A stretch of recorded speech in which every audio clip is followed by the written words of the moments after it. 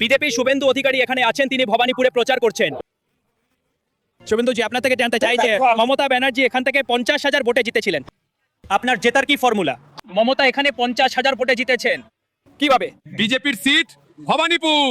2014 সালে যখন Modi GK prime minister করে বিজেপি নির্বাচন লড়েছিল, এনডিএ লড়েছিল, তখন এখানে তথাগত রায়জি, যিনি প্রাক্তন রাজ্যপাল প্রার্থী ছিলেন, সেদিনও লিড ছিল। আজও এই সিটটা বিজেপির। বিজেপি গুন্ডাগিরি করে, অতিরিক্ত তোষণ করে, আর যারা অনুপ্রবেশকারী আছে তাদের নাম তুলে এই নির্বাচন জিতত। কিন্তু এখন এসআইআর এর পর তাদের পুরো সিনারিওটা পাল্টে গেছে। এবার এখানে বিজেপি জিতবে। মোদিজির লহর আছে। আমাকে পার্টি ডিরেকশন দিয়েছে, আমি ক্যান্ডিডেট। মমতা ব্যানার্জি, আমি একজন ছোট কর্মী, পার্টি যে দায়িত্ব দেয় তা পালন করব। বাংলায় বিজেপির কি মমতার বিরুদ্ধে মুখ আছে? আপনি কি এখানকার মুখ? আপনি কি বাংলায় বিজেপির মুখ? আপনি কি বাংলায় বিজেপির মুখ? না না না, এই সব প্রশ্ন আমাকে জিজ্ঞাসা করবেন না। আমাদের মোদিজির নেতৃত্বে নির্বাচন হচ্ছে, আমরা লড়াই করছি।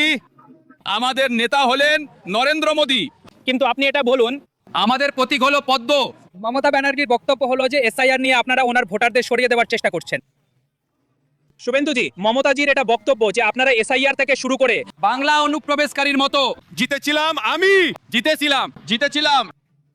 আপনি এর উপরে কি বলবেন? আপনি এর উপরে কি বলবেন? ভোটাররা একে দিবে। ঠিক আছে। তো এই হলো ব্যাপার। আমার মনে হয় এখানে অনেক ধাক্কাধাক্কি হচ্ছে। আমি মৃত্যুঞ্জয় মিনময়কে বলবো যদি ও একটু এইদিকে আসতে পারে।